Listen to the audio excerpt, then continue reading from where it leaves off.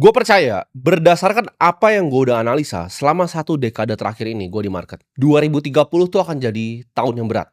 Gue percaya ini akan dimulai dari ledakan sistem riba yang mereka sendiri bikin. Level hutangnya Amerika itu menurut gue sudah bukan di level yang sustainable lagi ya. Akibat dari ledakan hutang ini, akan banyak negara-negara yang kecil ya kita sebutnya emerging market. Ini mengalami yang namanya hyperinflasi. Akan ada currency debasement juga yang secara agresif terjadi. Yaitu kita lihat mata uang negara-negara lemah ya, itu akan terdevaluasi secara besar-besaran. Gua percaya bahwa dolar itu akan kesulitan untuk mempertahankan posisinya sebagai reserve currency dari dunia. Mungkin gua akan jelasin sedikit kenapa Amerika ya. Kalian tahu Amerika 50 tahun terakhir itu menjadi negara yang sangat kuat di dunia ini. Yang currency-nya sangat kuat dan semua orang mau berdagang dengan Amerika. Karena setelah Perang Dunia Kedua, dunia itu hancur.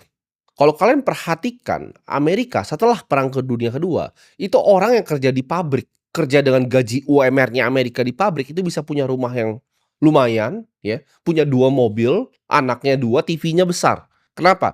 Karena Amerika ngomong ke negara-negara yang hancur. Contohnya kita ngomong ya, dari negara-negara itu contoh seperti Jepang. Dia bilang ke Jepang, "Oke, lu bikinin gua TV, lalu gua kasih lu mata uang paling kuat di dunia supaya lu bisa berdagang dan lain-lain." Akibatnya apa? Negara-negara yang lain ini ya kasih barang dan jasanya ke Amerika. Lu kirim gua barang dan jasa, lu kasih gua TV ya, lu kasih gua makanan, lu kasih gua minyak, kita eksporin lu uang reserve currency terbesar di dunia. Jadi negara-negara yang sudah hampir hancur ini ya disuruh kirim barang dan dikasih USD. Setelah negara-negara ini semua bangkit, mereka bilang, tunggu dulu. Sekarang apa? Gue nggak mau cuman kasih barang dan jasa terus dikasih kertas. Masa kita ngelanjut kirimin barang lu cuman buat uang yang lu cetak?" Mereka mulai sadar nih negara-negara ini. Jadi kalau kalian tanya, sebenarnya US dollar itu di-backing sama apa sih? Apakah di-backing sama emas? Kan itu udah lepas ya. Di-backingnya jawabannya sama militer Amerika Serikat sendiri. Jadi karena militernya kuat sekali, dia bisa ancam-ancam orang pakai US dollarnya. Itu adalah backingan US dollar. Kapal-kapal itu. Tapi kan sekarang militer teknologi seperti gua ngomong, tank itu sudah tidak ada gunanya. Tank yang ada perang Ukraina Rusia itu ditabrak sama drone yang bawa bom langsung hancur tanknya. Satu drone yang mungkin nanti sisanya harganya cuma $100, itu bisa hancurin tank yang mahal sekali. Sama seperti pesawat bisa dikejar nanti. Jadi ini warfare akan sedikit berubah dan yang kita tahu sendiri, perusahaan defense nomor 1 di dunia. Orang banyak yang kira mungkin Palantir ya atau yang lain. Jawabannya adalah DJI. Drone yang kalian lihat itu jualan di mall, itu perusahaan defense teknologi nomor 1 di dunia sekarang. Dan itu perusahaan apa? Perusahaan Cina. Jadi kalau kita ngomong secara militer, Amerika sudah tidak di depan. Jadi yang backing USD ini sudah tidak ada. Jadi kalau kita lihat dari Rusia, Cina, ya, mereka sudah stop beliin utangnya US dalam jumlah yang besar. Jumlah US Treasuries yang mereka investasikan itu turun terus. Kemarin gue juga lihat ya, Jack Dorsey pencipta dari Twitter, dia bilang bahwa bagus untuk mendelete semua intellectual property law. Ya, jadi hukum tentang intellectual property, kekayaan intelektual, itu harusnya dihapus. Karena era sekarang sudah tidak ada yang namanya kekayaan intelektual, semuanya bisa dibikin oleh AI. Dan Elon Musk itu setuju dan banyak teknokrat yang lainnya yang setuju. Gua pun juga salah satu orang yang setuju. Dunia ini akan menjadi dunia baru, dunia yang berbeda. Kita akan lihat kejatuhan US itu dari US Treasury dulu. Kita bisa lihat juga unemployment rate yang nanti akan melonjak tinggi. Kenapa? Karena 40% ini data dari McKinsey akan digantikan di 2030 oleh artificial intelligence. Dedolarisasi itu akan terjadi juga ya. Dan negara-negara lain yang gue sebut tadi itu akan bangun. Gue kasih contoh aja ya, ini mungkin masih jauh sekali dan masih unlikely, tapi negara penghasil minyak terbesar seperti Saudi, ketika dia trade berubah dari USD jadi yuan, itu akan meledak US. Tapi itu unlikely untuk terjadi. Ketika itu terjadi tapi akan negara lain ikutin dan akan ada namanya global liquidity freeze. Market obligasi itu akan crash dan akan ada mass repricing ibaratnya dalam aset-aset seperti saham, obligasi, dan juga properti. Capital flight dari US Treasury akan mengikuti ya. Sistem kredit ya, sistem riba dan hegemoni US itu akan hancur. Dan ini akan meng-create panik yang luar biasa, widespread di seluruh dunia yang bikin orang nggak percaya sama bank sentral dan juga uang fiat. Nah, gue percaya ke depannya AGI ini akan mengubah semuanya. Menurut gue AGI akan hadir dalam antara 10 sampai 40 tahun lagi ya. Jadi AGI itu apa? AGI itu Artificial General Intelligence. Nah, bedanya apa antara AI yang ada sekarang dan AGI? Lu bayangin seperti ini. AI sekarang itu seperti kalkulator. Lu suruh 1 tambah 1 dia kasih keluar 2. Dia tidak bisa beneran mikir sendiri. Dia cuma bisa jawab pertanyaan yang lu lempar ke dia dan lakuin apa yang lu suruh ke dia. Ini makanya ada orang-orang bodoh yang kemarin gue bilang drone itu akan gantikan tentara. Mereka tidak paham yang gue bilang. Mereka bilang, oh nanti akan ada orang yang operasin drone-nya. Iya, itu sekarang bos. Itu sekarang. Kalau mungkin masih AI, ya itu mungkin masih ada orangnya. Tapi di saat AI ini sudah berubah jadi artificial general intelligence, kemampuan untuk belajar sendiri, dia bisa belajar musik, dia bisa belajar seni, dia bisa belajar berpikir seperti manusia. Itu jenderalnya pun pasti AGI bukan manusia, kan dia lebih jago pasti dari manusia. Dia bisa belajar main game sendiri, dia bisa belajar jadi lawyer sendiri, dia bisa belajar kendarain drone-nya sendiri. Dan ini sudah tidak dibutuhkan lagi manusia-manusia kebanyakan. Kalau sudah AGI, 99,9% manusia itu tidak dipakai lagi. Kalian harus paham bahwa revolusi besar dalam dunia ini itu selalu dalam dua format. Yang satu kepintaran dan kedua adalah uang. Kepintaran itu apa? Revolusi yang pertama tentang kepintaran itu di saat ditemukannya writing, nulis. Orang bisa share pemikirannya. Itu adalah revolusi kepintaran. Printing press, ketika gampang informasi disebar. Itu revolusi kepintaran. Orang bisa nulis, orang bisa bikin buku, orang bisa simpan ilmu, orang bisa bagikan ilmu ke orang lain, bisa bagikan distribusi dalam jumlah yang besar. Internet juga distribusi kepintaran, kalian jangan salah. Revolusi paling besar manusia itu selalu dua. Revolusi kepintaran dan revolusi uang. Dan ini di depan mata kita dua-duanya nih. Revolusi uang itu cryptocurrency, dan revolusi kepintaran itu artificial intelligence. Gue percaya mungkin di kehidupan gue masih lama ya AGI ini muncul. Tapi kalau gue sebut ASI ya, artificial super intelligence, ini cepat sekali teman-teman. Gue adalah pengguna ChatGPT dari beta masih 2022. Gue pelajarin language model semuanya secara detail. Tapi yang fakta yang unik adalah GPT yang sekarang itu canggih sekali dibanding 2 tahun lalu. Canggih sekali. Perubahannya lebih jauh dibanding Nokia ya ke iPhone. Menurut gue, GPT yang gue pakai sekarang dan 2 tahun lalu itu lebih iPhone paling baru ke Nokia yang paling tua, yang paling butut. Lompatannya segitu jauh. Gue nggak tahu nih lompatan yang ke depannya akan seperti apa. Tapi menurut gue kalau super intelligence mungkin dalam 5 tahun lagi. GDP negara besar menurut gue konsumsinya ini akan menurun ya. Akibat pekerjaan itu 40% digantikan dengan AI. Akan ada deflasi GDP negara-negara besar dan juga kontraksi kredit akibat AI ini. Gue nggak ngasal ngomong, kemungkinan ini semua terjadi di 2030 tuh nggak rendah-rendah amat. Ada probability-nya bahwa 2030 ini akan ada kehancuran. ChatGPT sekarang ya, kalau lu ambil satu orang, contoh misal di kantor gue, itu menurut gue itu 100.000 kali lebih pintar dibanding orang yang lu ambil di sini. Gue tuh akhirnya punya teman tandem untuk ngomong ya, yang level intelektualnya sama. Dan ini bahayanya apa? Ini akan bikin gap intelektual. Contoh kameramen gue yang di sini ya pakai AI dan gue yang pakai. Itu akan beda sekali ya. Outputnya gua, input yang dikasih sama dia, itu akan sangat berbeda. Karena AI ini makin pintar lu sebagai seorang manusia, dia akan makin ngasih jawaban yang lebih bagus lagi.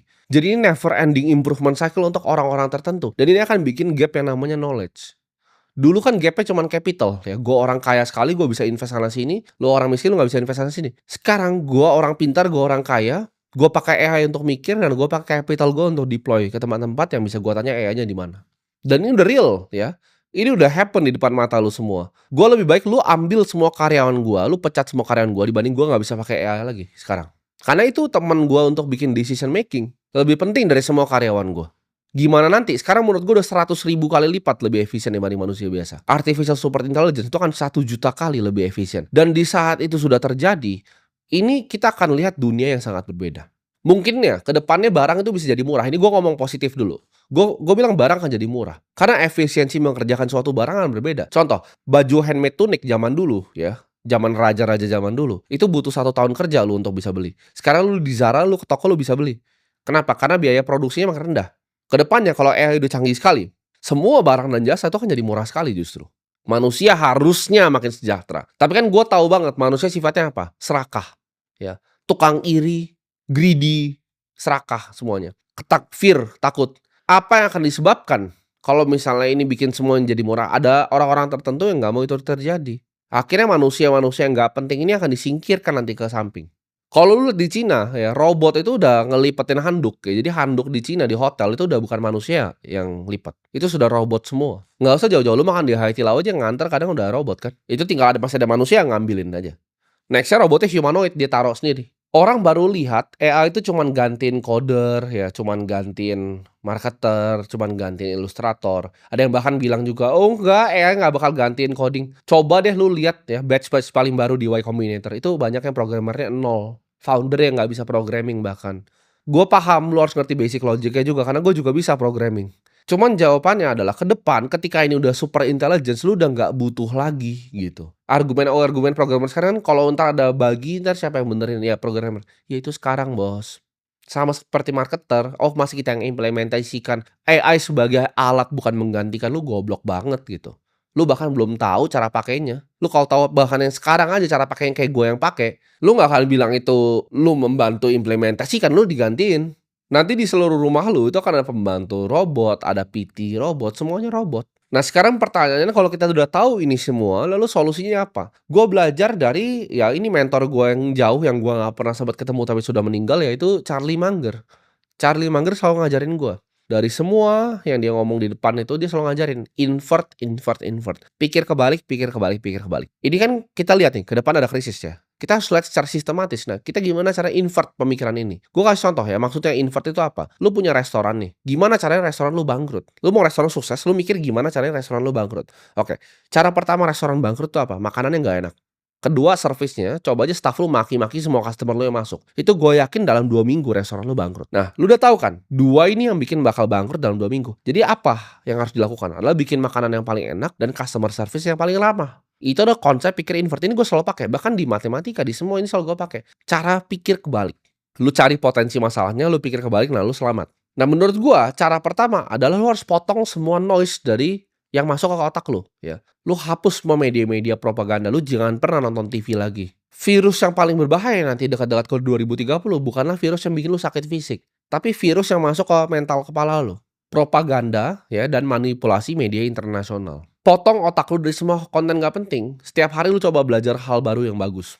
Coba lu bikin notes setiap hari, lu catat ya. Pengetahuan lu setiap hari nambahnya di mana. Lu tanya gitu semuanya setiap hari. Jangan lu telan mentah-mentah semua informasi yang lu dapat. Lu belajar ya, Austrian Economics itu apa? Sistem ekonomi yang seharusnya terjadi di dunia itu seperti apa? Free market yang benar itu seperti apa? Lu harus ikuti yang namanya kebenaran, bukan ikuti sekedar tren. Kalau lu mau hancur ya lu dengerin terus media propaganda, lu dengerin terus. Ada demo di sini lu ikut, itu lu ikutin terus, lu akan hancur hidupnya.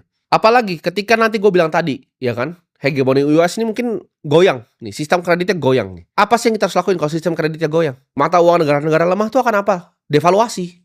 Akan ada hyperinflasi. Turki mungkin meledak nanti negaranya. Argentina mungkin meledak negaranya. Nah, kalau lu jadi orang yang tinggal di Argentina atau tinggal di Turki akan ngapain? Gua nggak bisa ngomongin di sini ya, lu nilai aja sendiri. Orang udah mulai lari-lari di mall beli emas. Lu mungkin ketawa kan dilihat itu. Tapi suatu saat 2030 ada yang terjadi. Mereka itu at least masih punya uangnya sendiri, tapi mereka mungkin bisa ditodong orang di rumahnya, dirampok emasnya.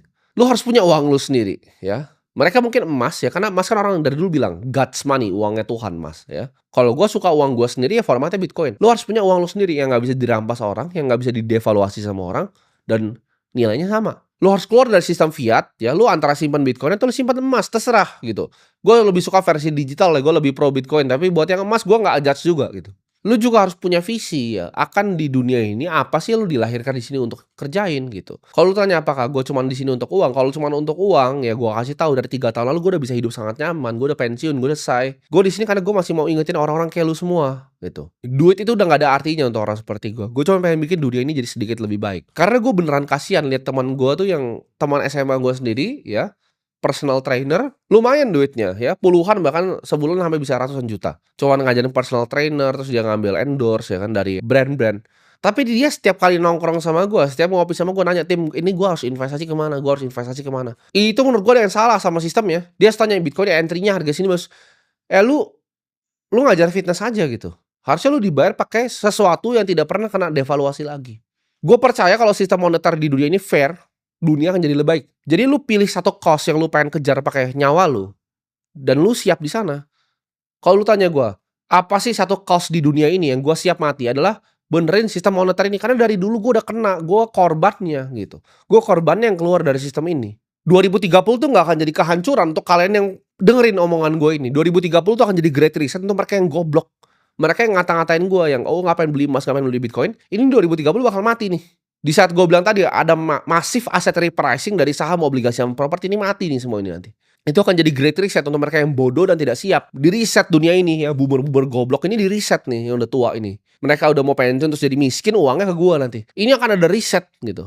Tapi buat yang gak bisa paham ini, gak bisa lihat ini, lu gak usah percaya omongan gue, lu tanya aja AI, kemungkinan apa sih yang terjadi ya. Sekarang nih, lu ke ChatGPT, ya, lu ke DeepSeek, Lu Claudesone, lu tanya 2030 itu potensi krisisnya apa? Lu jangan percaya omongan gua, lu cari di Google. Lu hanya punya sekitar 5 tahun, 1825 hari dari sekarang untuk asah skill lu setiap hari jadi orang yang lebih baik ya, kerja lebih keras. Bersiap ketika krisis lu datang, lu selamat, lu pakai inversion tadi yang gua udah kasih ajarin. Kalaupun kita bilang dunia ini hebat deh, nggak terjadi 2030, lu akan jadi manusia yang jauh lebih baik. Manusia yang jauh lebih siap untuk menghadapi krisis-krisis selanjutnya. Karena setiap 10 tahun sekali itu selalu ada krisis hutang yang besar yang meledak. Gue bukan prediksi ini kayak gue semacam Nostradamus, enggak. Gue cuma ngeliat historical data. Bisa repeat, bisa ngulang, bisa nggak ngulang gitu kan. Tapi ya biasanya history itu selalu nggak repeat tapi dia rhyme. Layaknya mobil gitu kan, punya airbag. Lu nggak mau tabrakan kan? Kenapa lu beli misalnya contoh, lu beli Mercy S-Class nih. Ada airbag semua dari samping. Kenapa lu mau beli yang mewah sekali? Karena kalau kena tabrak lu pasti selamat. Kayak BMW seri 7 tuh lompat dari tol tapi selamat. Itu kalau coba LCGC udah mati pasti orangnya. Ya kan? Itu karena BMW seri 7. Safety-nya aman sekali. Tapi kan lu kalau lu beli seri 7, lu nggak berharap lu lompat kan dari jalan tol. Lu nggak berharap kena tabrak. Ini sama ya, mau terjadi atau nggak terjadi, ada lebih baiknya lu berubah gitu. Stop dengerin media propaganda, lu punya uang lu sendiri. Ada baiknya siap payung sebelum hujan. Lu harus punya kepintaran untuk lihat sistem finansial ini dengan apa adanya dan kebenaran. Lu harus punya pemikiran kritis, lihat mana yang propaganda media, mana manipulasi media, mana yang suruh lu masukin ke isu-isu yang sebenarnya nggak penting. Ini hamilin cewek lah, itu inilah, ini apalah. Itu kan permainan mereka semua. Lu belajar manfaatin AI sekarang. Karena AI cuma bisa dimanfaatin sekarang. Sebelum dia yang manfaatin kita. Sebelum dia jadi terlalu pintar. Lu harus belajar untuk belajar. Gua kasih tahu ya. Lu kalau belajar di pace yang lebih cepat dibanding dunia ngejar pelajaran yang lu sedang pelajari, lu akan jadi manusia yang superior. Belajar internet masa depan, belajar Web3, belajar teknologi dari blockchain, belajar artificial intelligence, belajar kriptografi, belajar caranya nyimpen uang lu sendiri, belajar konsensus. Belajar cara kerjanya central bank seperti apa. Belajar sejarahnya dari uang itu apa. Gue suka bilang Bitcoin itu bukan sekedar aset investasi buat gue. Itu kayak justru jebakan gitu loh. Lu ketika lu masuk ke lubangnya lu nyungsep. Lu langsung pelajarin sejarah uang, lu pelajarin semuanya. Itu kayak game yang ketika lu pelajari, lu jadi belajar banyak sekali hal. Lu belajar ketemu Austrian Economics, lu ketemu sejarahnya uang, lu ketemu cara kerja central bank. Lu belajar semuanya dengan belajar Bitcoin. Lu belajar cyber security, cara amanin aset lu, ya aset lu, privacy dan data lu sendiri.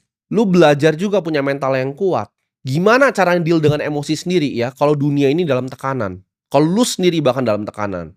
Cara adaptasi yang cepat itu seperti apa? Bikin mental lu adalah mental manusia yang tidak pernah patah.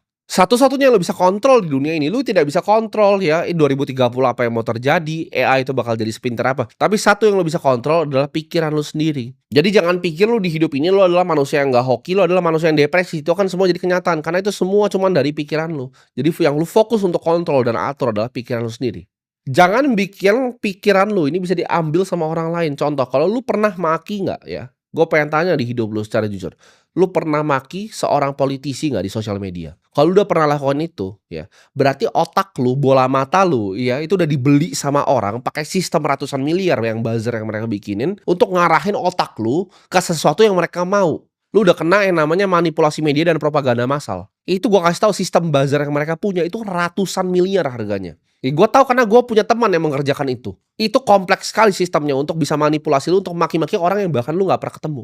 Lu fokus lakuin sesuatu yang bisa benefit dunia ini dalam skala yang besar. Makin besar value yang lu bikin di dunia ini, makin besar akan lu hasilkan. Gue nggak pernah ragu ya sedetik pun sama di diri gue, sama apa yang akan gue capai dari gue kecil. Gue sudah bilang kan, selalu ya. Kalau gue mau jadi orang kaya yang egois 3 tahun tuh udah selesai gue. Hidup gue sudah selesai, game over. Anak gue nggak perlu kerja lagi, cucu gue nggak perlu kerja lagi, cucu guanya lagi tuh nggak perlu kerja lagi. Uangnya semua gue rapihin, ya gue bikin trust untuk aset-aset properti gue, running family office gue, ya gue beli indeks saja, pensiun dari market nih. Ini bahkan dengan pensiun dari market, gue beli indeks saja, 7% setahun udah itu sampai bawah-bawah generasi gue udah selesai. Satu pun ya yang hidup di negara ini nggak ada yang pernah akumulasi aset lebih cepat dari gue. Ini bikin sendiri ya, bukan anak orang kaya ya, bikin sendiri. Nggak ada yang pernah akumulasi aset lebih cepat dari gue selama 10 tahun ini. Tujuan gue, ya gue pengen bantu kalian semua keluar dari sistem keuangan busuk ini. Supaya kita bisa bikin revolusi sistem moneter yang baru. Gue di sini nggak datang sebagai guru, ya. Gue datang sebagai tahanan, ya. Gue sama kayak lu semua dulu tahanan yang udah lolos, yang pengen bukain mata lu. Dan di sini gue pengen tanya sama lu, sampai kapan lu mau nunduk? Ya, hidup nunduk terus gitu. Padahal lu semua gue yakin itu dilahirkan untuk berdiri di panggung sejarah. Dunia ini nggak akan selamatin lu, hanya diri lu sendiri dan keputusan lu hari ini yang akan selamatin lu. Gue tahu bahkan beberapa yang nonton ini ada yang nonton di kafe ya. Lu perhatikan kalau lu buat lu yang lagi nonton di kafe, lu perhatikan sekitar lu. Itu adalah generasi yang sudah rusak gitu. 80% mungkin lagi scrolling TikTok atau ada satu lagi yang nonton Netflix. Itu generasi yang sudah rusak. Satu generasi ini udah hilang dibunuh sama TikTok ya, media dari Cina itu, dibunuh sama Netflix dan dibunuh sama sistem riba. Tapi bukan kalian. Ya makanya gue ajak kalian buat tinggalin sistem ini. Ambil alih lagi bola mata lu. Jangan lu maki-maki orang yang lu gak kenal di sosial media. Ambil lagi uang lu sendiri gitu loh. Dan lu ambil balik lagi jiwa lu. Semangat lu itu. Pelajari kebenaran. Miliki Bitcoin. Kuasai AI. Dan kuasai masa depan lu sendiri. Pada saat nanti dunia runtuh di 2030 ya. Mereka menangis dan kita akan memimpin di sini. Karena gue sebut di sini ya. Kita bukanlah generasi yang dilahirkan tuh jadi generasi yang nyaman. Kita adalah generasi ya yang ditakdirkan untuk mengakhiri perbudakan-perbudakan ini. Dunia itu sedang menunggu ya nama-nama kalian nanti ditulis di sejarah. Dan ini ya, ini semua adalah awal dari kebangkitan kita.